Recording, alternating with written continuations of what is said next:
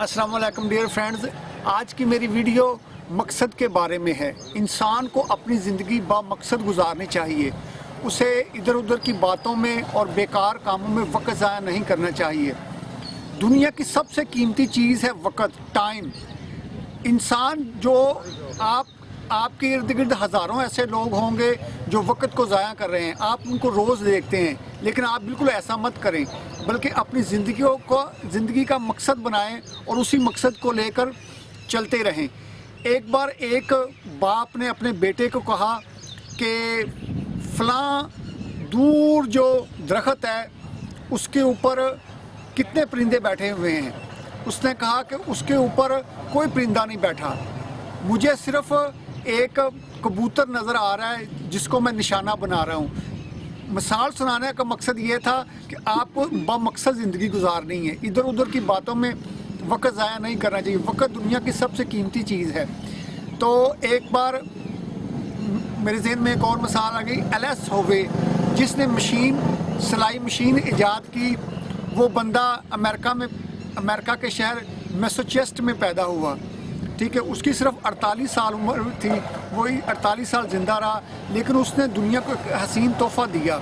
उसने सिलाई मशीन ईजाद की। सिलाई मशीन जब वो ईजाद कर रहा था तो पहले सुई में धागा डाला जाता था, पीछे की तरफ छेद किया जाता था। तो वो उसने हज़ारों साल से ऐसे ही चला रहा था, उसने ऐसे ही देखा हुआ था। तो जब वो सिलाई करता था तो ज़्यादा से ज़्यादा वो कपड़े नहीं सी सकता था, बल्कि सिर्फ जूता एक सी सकता था, जूता। तो उसकी मशीन ज़्यादा अच्छी तरह काम नहीं कर रही थी। तो वो इसी ख्याल में दिन रात परेशान रहता था कि मेरी मशीन सही तरह काम क्यों नहीं कर रही है, ये सही तरह चलती क्यों नहीं है। तो एक रात वो सोया हुआ था, उसने ख्वाब देखा कि एक बहुत जंगली लोग हैं, उसे कत्ल करने के लिए आए हैं और उसे कह रहे हैं कि 24 घंटों के अंदर अंदर जो है ना, हमें मशीन बना के दो, सिलाई मशीन, वरना हम तुम्हें कत्ल कर देंगे। वो यही उधेड़वन में वो ख्वाब देख रहा था कि एक मशीन, जब उसने देखा कि 24 घंटों में वो मशीन नहीं बना सका, तो वो सारे जंगली लोग उसे नेज़ा मारने के लिए, उसे कत्ल करने के लिए आए। तो उसने देखा कि उन नेज़ों के फ्रंट के ऊपर एक सुराख था। उसकी आँख खुल गई, उसको आइडिया मिल गया था।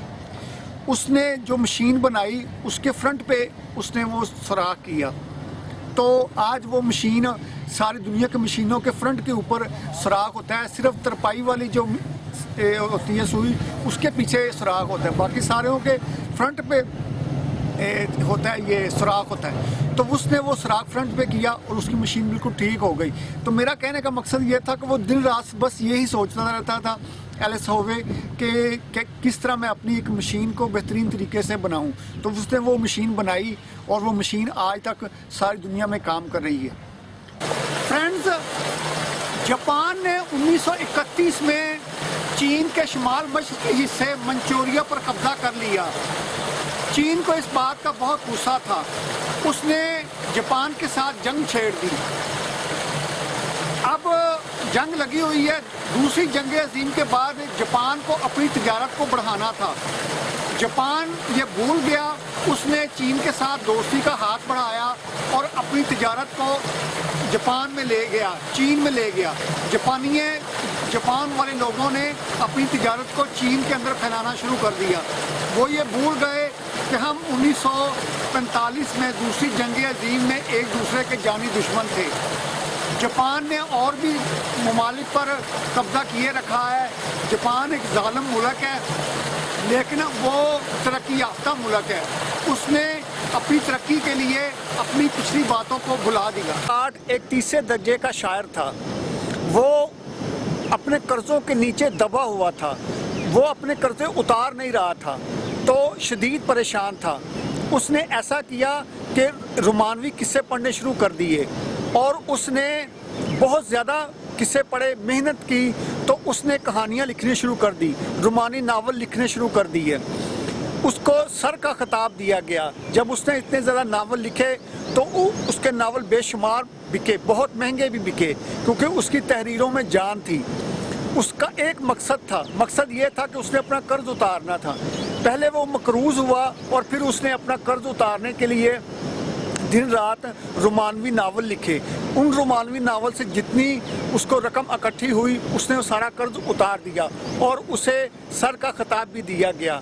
उसका कर्ज के नीचे आना उसका एक मकसद बन गया और वो अपने मकसद में कामयाब हो। अलेक्जेंडर नेल्सन एक रूसी नावल निगार था। वो रूस के गरीब आवाम के दुखों का उसको बहुत एहसास था। उसने गरीब आवाम का सोचने के लिए वो अमेरिका चला गया। उधर जाकर उसने नावल लिखने शुरू कर दिए। बहुत ज़्यादा नावल लिखे और बहुत ज़्यादा मशहूर हो गया।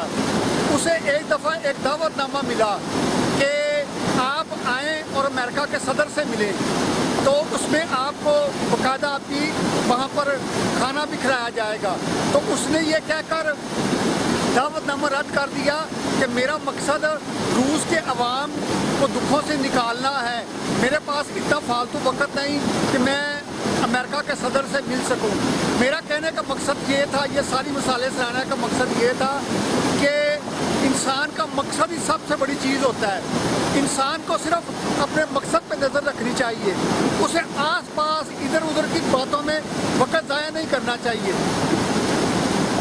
अल्लामा इकबाल का एक शेर है कि तुम ये वादे मुखालफ से ना घबरा है औकाब, ये तो चलती हैं तुझे ऊंचा उड़ाने के लिए। अपनी इधर उधर की बातों में बिल्कुल ध्यान मत दें, बल्कि अपने मकसद पे के ऊपर ध्यान रखें।